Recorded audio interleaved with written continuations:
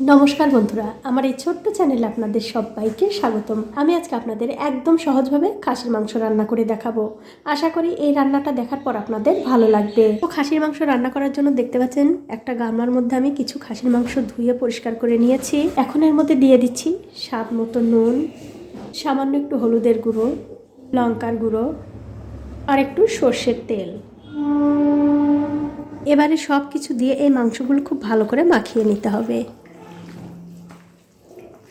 এই দেখুন মাংস কিন্তু খুব ভালো করে মাখানো হয়ে গেছে। এখন এই মাংসগুলো আমি একটা প্রেসার কুকারে দিয়ে দেব। আর বন্ধুরা, প্রেসার কুকারে যখন আমি এই মাংসগুলো সিটি দেব তখন কিন্তু এই যে চর্বি দেখছেন, এই চর্বি কিন্তু আমি দেব না। চর্বি কখন কিভাবে দিতে হবে সেটা আপনাদের আমি একটু পরে বলে দেব। এবারে এর মধ্যে ওই পাত্রটা ধুয়ে একটুখানি জল দিয়ে দিচ্ছি। তারপর প্রেসার কুকারের ঢাকাটা বন্ধ করে 5টা আমি সিটি দিয়ে নেব। এখন একটা কড়াইতে দিয়ে দিচ্ছি সর্ষের তেল। এবারে এই তেলটা খুব ভালো করে গরম করে নিতে হবে। তো তেল কিন্তু খুব ভালো করে গরম হয়ে গেছে। এখন এর মধ্যে কিছু আলু দিয়ে ভেজে নেব। আর আলুগুলো কিন্তু আমি নুন আর হলুদ দিয়ে মাখিয়ে রেখেছিলাম।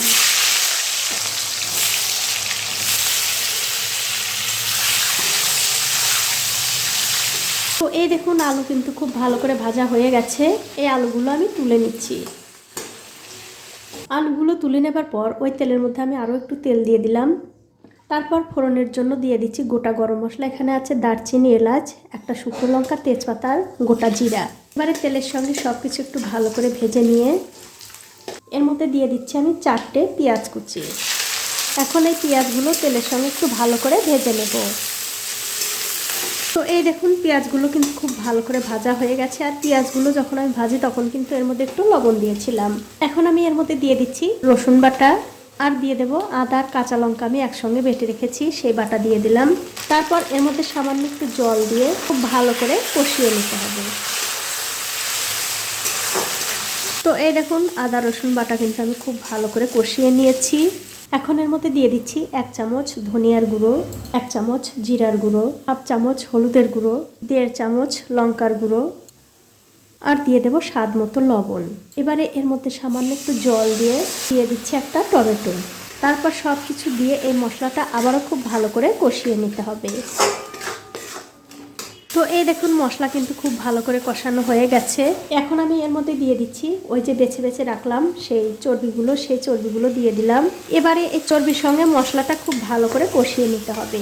এভাবে চর্বিগুলো যদি কষিয়ে একটু রান্না করা যায় তাহলে কিন্তু চর্বিগুলো একদম তরকারির মধ্যে গলে যায় না, গোটা গোটা থাকে, খেতে ভালো লাগে।